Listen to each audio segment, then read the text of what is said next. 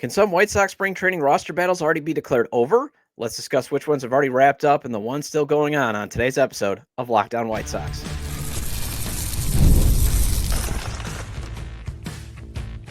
You are Locked On White Sox, your daily Chicago White Sox podcast. Part of the Locked On Podcast Network, your team every day. Hello, I'm your host, Todd Welter, a lifelong Sox fan and the site expert at SouthsideShowdown.com, part of the FanSided Network. And also, I've covered Major League Baseball for outlets such as the Associated Press. And thanks for making Locked On White Sox your first listen every day, part of the Locked On Podcast Network, your team every day. Make sure to hit the like button on today's episode. Subscribe to the YouTube channel at Locked On White Sox if you've not done so already. And also follow or subscribe to the show at wherever you get your podcasts. Well, there were a lot of position battles going on in spring training, but let's discuss which ones feel like they've wrapped up, which ones continue, and which ones feel like they don't really actually matter. Then let's discuss Will Venable stating he's not going to commit to naming a closer. And finally, it's a minor league Monday, and MLB Pipeline gave the Sox farm system another rave review. Today's episode is brought to you by FanDuel. Right now, new customers can get $200 in bonus bets when your first $5 bet wins. So, Shane Smith absolutely dominated the Los Angeles Dodgers lineup over the weekend. Struck out Shohei Ohtani, Freddie Freeman, and Will Smith to start Saturday's spring training game. And then he also struck out Shohei Ohtani again. The top pick in the Rule 5 draft has looked dominant ever since he had that awful first inning against the Rangers in his first spring training start. And Codify even tweeted this out at Codify Baseball. The world champion Los Angeles Dodgers took 20 swings at Shane Smith yesterday, and he had just a single to show for it. And they had a single to show for it. The only two pitchers this spring to give up no more than a single on 15-plus swings in a game against the Dodgers are Shane Smith and Davis Martin with 20 each. And he's looking like he has the fifth starter job all wrapped up. However, it may not matter, as the Sox likely don't need a fifth starter until April 20th, if my counting is correct. And Drew Thorpe, he spoke with the Chicago Sun-Times, and he's saying he might be ready by then. He feels his arm will be strong enough to throw at least 3 innings by the end of spring training, because remember, he's a little bit behind as he had some inflammation, basically from the elbow surgery he had that ended his season prematurely last year to shave down that bone spur. A little bit of a flare-up, a little bit of a setback. So he's just a couple weeks behind, but he's saying that he probably should be up to the 3 innings workload by the end of spring training. So that probably means obviously a likely IL stint, but more with the intent of just wrapping him up. And possibly he's ready by April 20th. So then it comes down to, do you go with the guy who has an ace changeup and already has some dominant actual big league starts on his resume, Ian Thorpe, or do you go with Smith, who still has to prove that he can still get outs through the rest of spring training? Me, this is why it probably wouldn't matter if, what Shane Smith is doing, is I'm going to go with Thorpe if he is ready by April 20th, because I'd rather have Smith's power arm in the bullpen rather than Thorpe's changeup. I mean, don't get me wrong, changeups play well in the bullpen. Trevor Hoffman was one of the most dominant closers of all time, and all he threw was a changeup. So maybe you could make the argument back at me and say, well, Todd, Drew Thorpe's floor is at least very effective reliever. Totally agree with it. But I would just prefer to ease Smith into the big leagues, knowing he's shown enough to at least make the team. So, and that's pretty good because he was the number 1 pick in the Rule 5 draft. That means you don't have to offer him back to the Brewers. Also, in terms of what position battles, feel wrapped up, I would say utility infielder should be good to go, as the team should go with Brandon Drury and Lenyn Sosa. So in terms of what's still raging on, that's going to leave shortstop, the bullpen, and maybe catcher, and I'll get to that in a second. But, going back to Smith, I would just rather ease him in, especially you could use some more power arms in that bullpen, and I'll discuss that why in the second segment. But going back to shortstop, Colson Montgomery finally returned to the field after missing the past week and a half with back spasms. Everydayers might remember I did an episode on his bulky back, possibly being a reason he may not, he might not be physically cut out for the position. But Cole Bradley reports this on MLB.com in terms of what Montgomery said after the game. Quote, "I honestly feel like I didn't miss any time. We did a good job ramping up with the backfield games and live at-bats. I feel like I did pretty good. I felt maybe I was a tick slow with timing because you got to get used to it again, but I felt really good," end quote. And here's how Cole of MLB.com reported Montgomery's game in yesterday's 1-0 loss to the Guardians. Montgomery went hitless in 2 at-bats against the Guardians at Goodyear Ballpark in a 1-0 loss, but he looked comfortable and smooth at short, making a pair of solid plays before being removed in the 5th inning. Just getting back on the field was a positive development for Montgomery and the White Sox. And in terms of Like, what does MLB.com rank as the biggest position battle still going on in White Sox spring training? MLB.com White Sox beat reporter Scott Merkin wrote this: competition has been the theme during Will Venable's first spring training as manager, and when factoring in recent injuries, more than one roster spot remains undecided.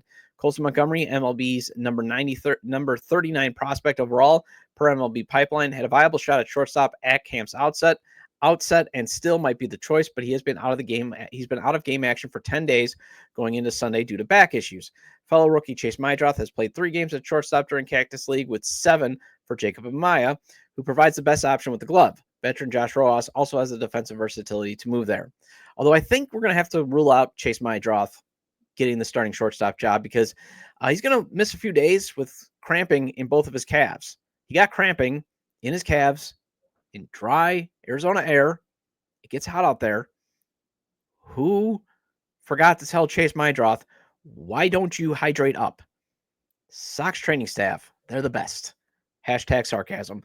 But manager Will Venable says Mydroth is feeling better, but the team wants to give him a few days off, so he's going to lose some valuable time.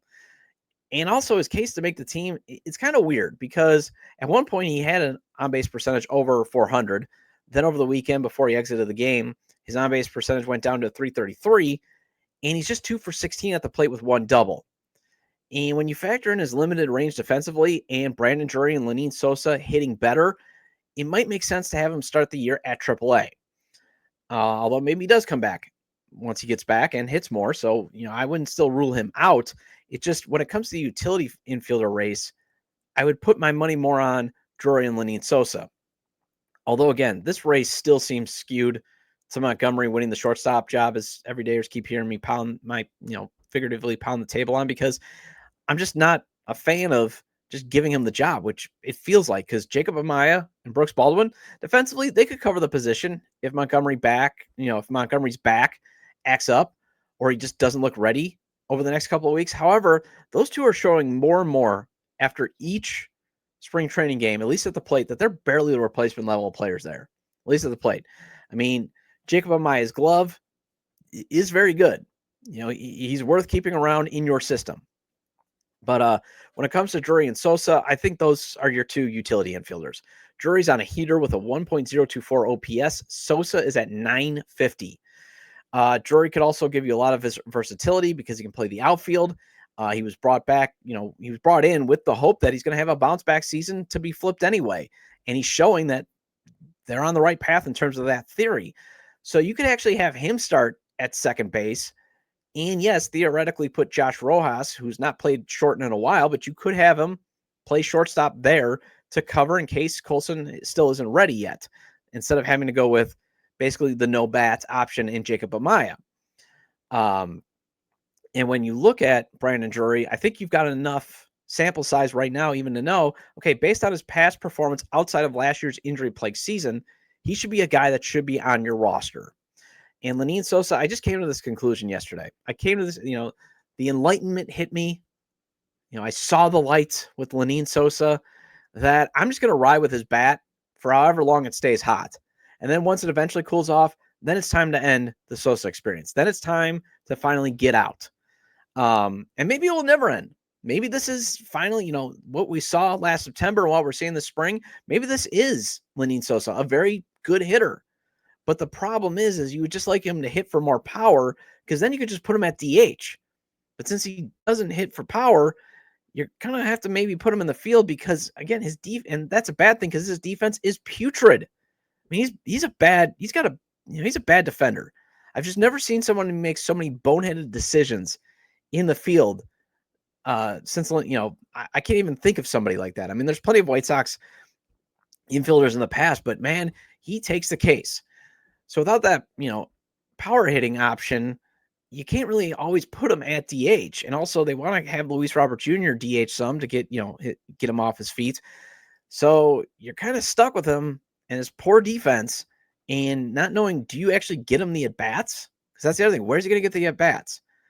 But I still think it's worth taking a peek, to see if this is still him. If the last September and this spring is the actual completed version of Lenyn Sosa, that's a guy you just don't want to get away because he doesn't have an option anymore. He if he doesn't make the roster, he's DFA'd and he's likely going to be claimed. And where do the at-bats come, though, for Lenyn Sosa? Because if Miguel Vargas is entrenched at third base, and let's say you have Colson Montgomery or Josh Rojas at short, and then either Rojas or Drury at second, I don't really see Lenyn Sosa being a great pinch hitting option off the bench, but that might be his role. But, I think he's earned a spot on the roster. Although just what I went over is another reason why it wasn't worth bringing back, Andrew Vaughn, who, by the way, if you're going to cite, well, he's 6 for 20 in spring training. Yeah. And he's got a subpar 650 OPS. Okay. Great. He hits singles. Yay. You know who else can hit singles for cheap? Lenyn Sosa. You can have him play first base. In terms of catcher, I really think you actually could also consider that battle almost over. Just when you look at the at-bats and who's getting the playing time, because it feels like Edgar Caro, he's really never been given a shot. He just has 12 at-bats in 6 games. Corey Lee has the same amount, but that's because he missed a couple of games with that hand injury after he tried to karate chop a baseball bat trying to throw down to third. But Matt Thaiss, he's had 19 at-bats and a 737 OPS. Kyle Teel has just had 7 at-bats. So that's another guy who I don't think got a fair shake. Now, it's not to say that these guys aren't playing backfield games. Kyle Teel played in a simulated game against Roki Sasaki and hit, the home run heard around the world. But when you think about it, Omar Narvaez has actually gotten more at-bats with 9. So it just feels like this one is skewed to the veterans. And honestly, I've said it before, I've actually got no problem with that race being skewed to the veterans because, Teel and Caro should actually start the year at AAA just to get some reps actually at first or in the outfield for Kyle Teel only, or at DH. So when both are up, you can get both of those bats in the lineup when one of them is not catching. But when it comes to the bullpen, that's still up for grabs. And let's discuss that one actually in the next segment, as Mike Clevenger seems to be under the impression he's the closer. However, Will Venable might not be ready to officially name a closer. And let's discuss the bullpen position battle and Venable's thoughts on using whoever turns out to be the best high leverage reliever outside of the 9th inning instead of just as their closer. And that's after the break on Locked On White Sox.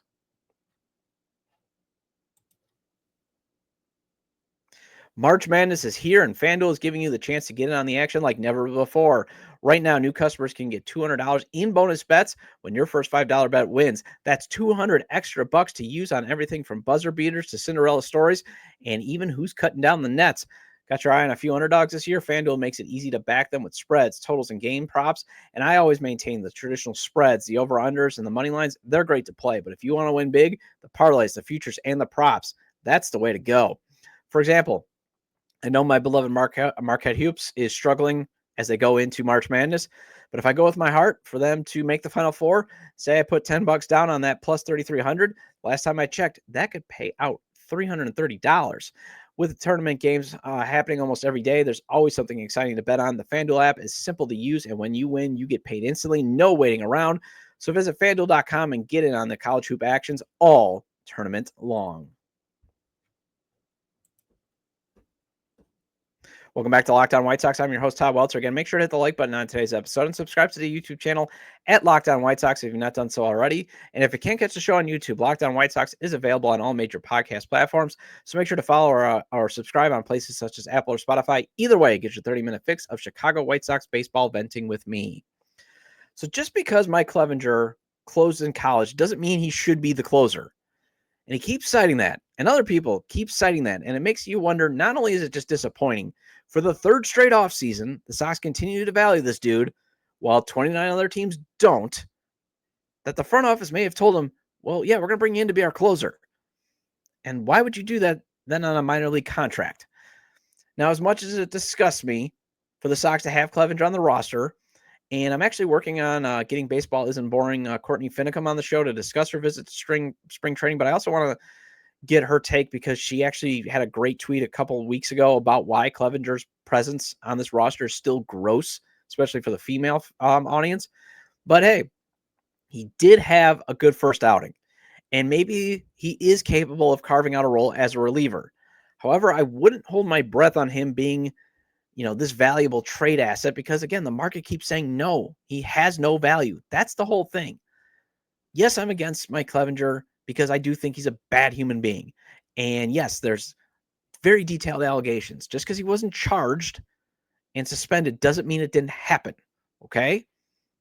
the mother of his child that made the accusations has very detailed evidence that she put out on her Instagram. Okay. Secondly, again, it goes back to the White Sox keep valuing guys that basically the entire league do not. That's not good process.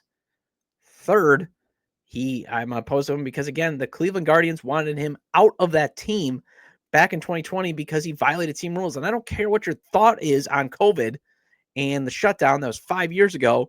There were still rules, and he violated them to go to get dinner. Okay? Also, manager Will Venable said he's not going to commit to a closer. This is what Venable said on March 7th via Scott Merkin of MLB.com. Quote, I don't know what the benefit of that is right now. There's potential for our best reliever to pitch in the 7th or the 8th inning, depending on how the game unfolds. We're going to lean on all these guys to get outs and how their role kind of organically formulate during the year. So be it. But I don't really think at any point we'll be declaring a closer, end quote.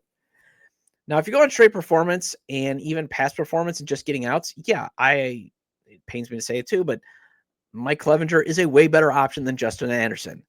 And I think I just vomited in my mouth a little after saying that.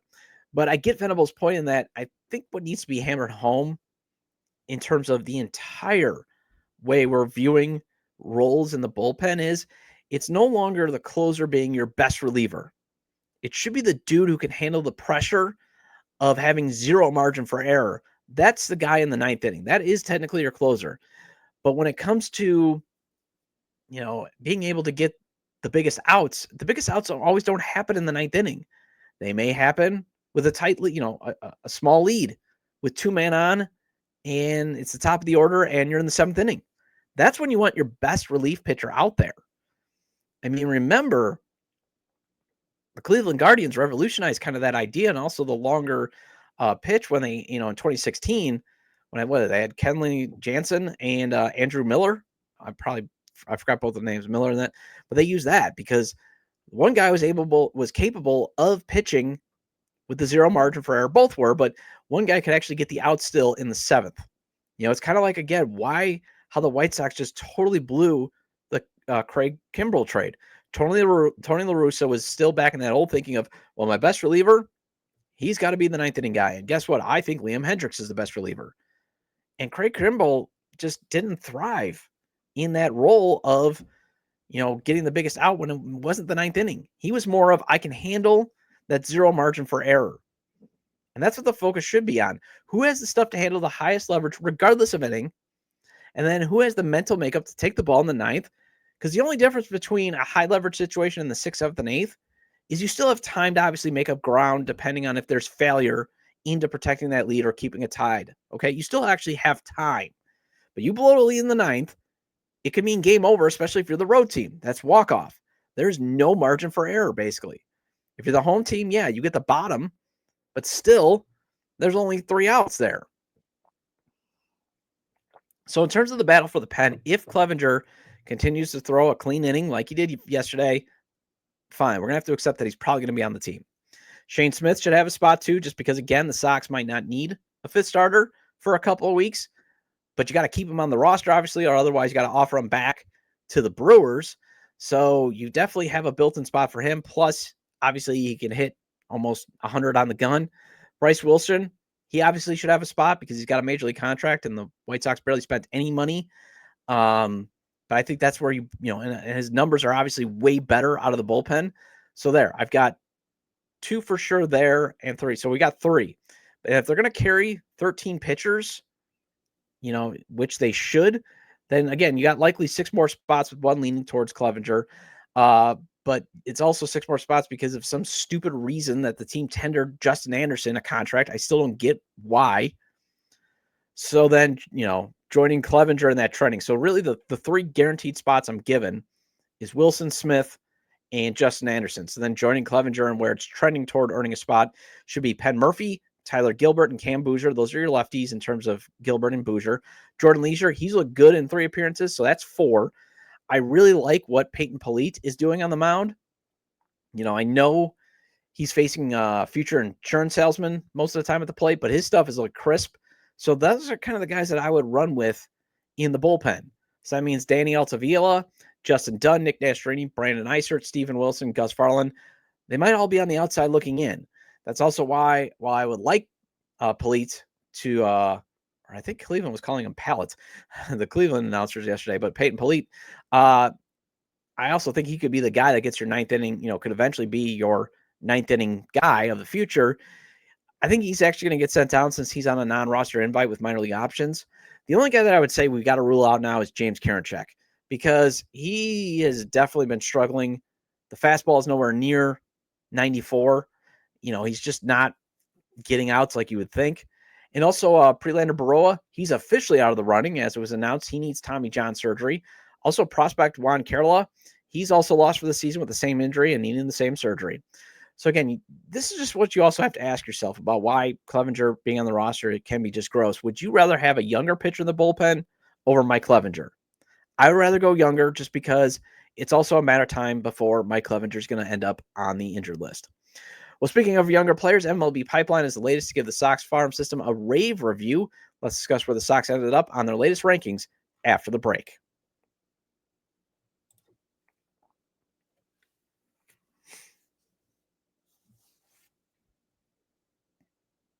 Welcome back to Locked On White Sox. I'm your host, Todd Welter. Again, shout out to all the everydayers. I appreciate your loyalty. Please hit the like button on today's episode and recommend to your fellow Sox fans or baseball fans, friends, to subscribe to the YouTube channel at Locked On White Sox, wherever they get their podcasts, as this show is available on all major podcast platforms. Hope you had a great weekend.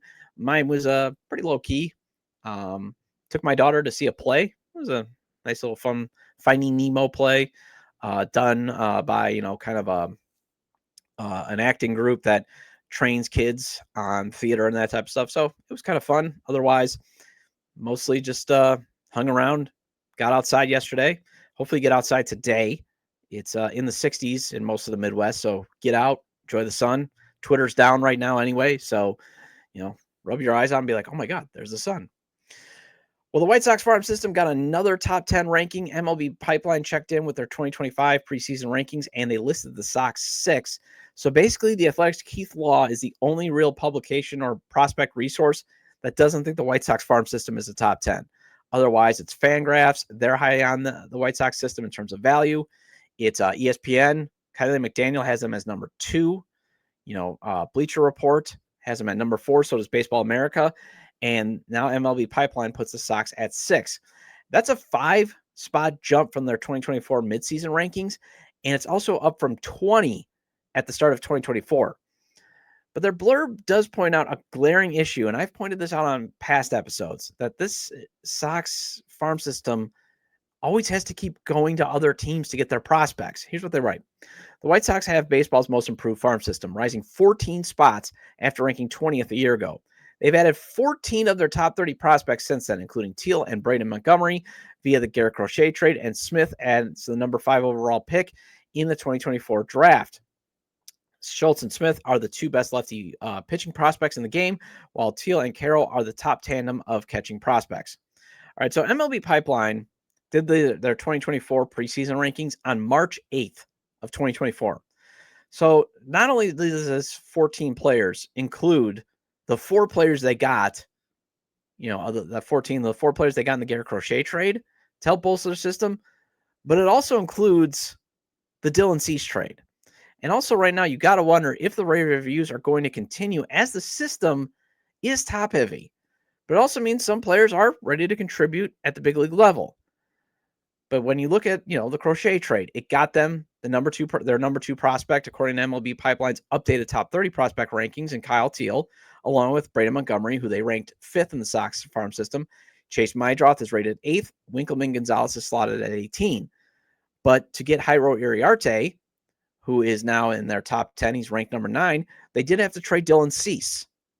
Although, talk about a drop-off. Samuel Zavala, who was in the top 30 for most of 2024, he had a terrible single-A season, and he is completely out. But it also means Michael Kopech and Eric Fetty were dealt to get number 17 prospect Alexander Albertus, who had a broken leg, and number 20 prospect Jarrell Perez. William Bergola is number 16, and he came over in the Tanner Banks deal. So all those players I listed out, that's 8 of the 14 that they mentioned on helping the White Sox get up in the rankings, that came via trade. And when you have to trade that much major league talent, it means 2 things. Your owner is cheap, and 2, your organization is not good at drafting or in the international free agent market. and look at their top 10 in terms of guys that they drafted. Because you could look at it a couple ways. Like, well, the drafting is going in a better direction because in terms of their top 10, number 1 is Noah Schultz, draft first round pick. Number 2, Hagen Smith, first round pick. Number 4, Colson Montgomery, first round pick. Grant Taylor, number 7, I believe he was a second or third round pick. And George Wolcall, 6th round pick. He's number 10. So they were drafted by the team. But otherwise, Edgar Caro at number 6 joins Teal, Braden Montgomery, Iriarte, and Mydroth as prospects the Sox acquired in trades to round out their top 10. But the biggest thing that's really concerning is you got to go all the way down to number 15 to find the White Sox first international free agent signing, and that's Brian Ramos. So that's why I said, like, things could be trending in the right direction in terms of the draft, because in terms of the top 30, only 13 prospects make up their top 30 of players acquired in trades.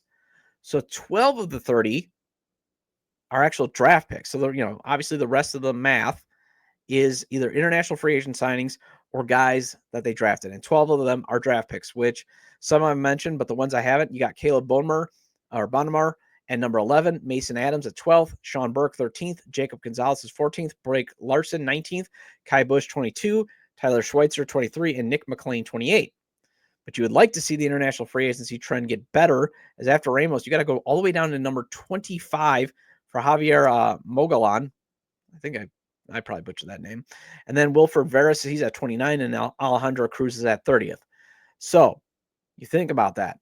The drafting, we're starting to trend better. It's not like they're always going into other teams' prospects, but they definitely still have to keep hitting on a lot of drafts, and you would like to see them hit on some more international free agent signings moving forward with all the changes.